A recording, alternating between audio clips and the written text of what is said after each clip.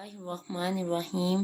شروع اللہ کے نام سے جو بڑا مہربان نہایت رحم کرنے والا ہے۔ السلام علیکم اسلامک اردو پوائنٹ کے ناظرین، امید کرتی ہوں کہ آپ سب لوگ خیریت سے ہوں گے۔ آج ہم بات کریں گے سورہ قریش کے وظیفہ کے حوالے سے۔ سورہ قریش کا یہ وظیفہ ہیپاٹائٹس کے مریضوں کے علاج کے لیے۔ قرآن کی روشنی میں ہیپاٹائٹس کا علاج کیسے کیا جا سکتا ہے، یہ مکمل میں آپ کو بتاؤں گی۔ اس کو کیسے پڑھنا ہے، کس طریقے سے پڑھنا ہے، تو چلیے آپ کے ساتھ شیئر کرتی ہوں کہ ہیپاٹائٹس کے جو مریض ہیں وہ سورہ قریش کا یہ وظیفہ کس طرح کریں اور کتنے دن کریں، اور سورہ قریش کو کتنی مرتبہ پڑھنا ہے۔ اچھا، آپ نے زیادہ کچھ کرنا نہیں ہے، بس آب زمزم شریف لینا ہے، یا ایسا پانی لے لیجئے کہ جس میں آب زمزم کے چند قطرے شامل ہوں۔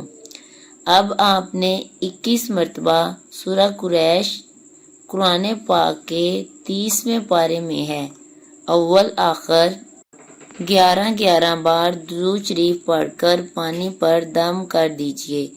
اگر خود نہیں پڑھ سکتے تو کسی اور سے پڑھوا کر دم کروا لیجئے، اور صبح اور دوپہر اور شام یعنی دن میں 3 ٹائم ہیپاٹائٹس کے مریض کو یہ پانی پلاتے رہیں۔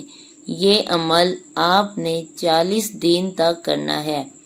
ایک دفعہ کر کے تو دیکھیے، انشاءاللہ تعالی شفا ملے گی اور بیماری جاتی رہے گی۔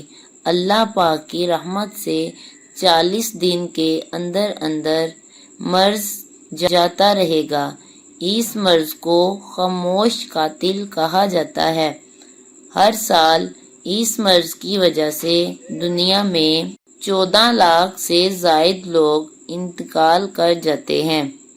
بہت ہی آزمودہ عمل ہے، آپ کر کے دیکھیے گا۔ ہیپاٹائٹس کے مریض کسی بھی گھر میں ہیں یا کوئی آپ کے ریلیٹیوز میں ہے تو اس کے لیے آپ یہ وظیفہ کریں، انشاءاللہ تعالی شفا یاب ہوگا۔ اگر آپ کو یہ ویڈیو اچھی لگی ہو تو میرے چینل کو سبسکرائب کریں، لائک کریں اور کمنٹ کریں۔ اللہ حافظ۔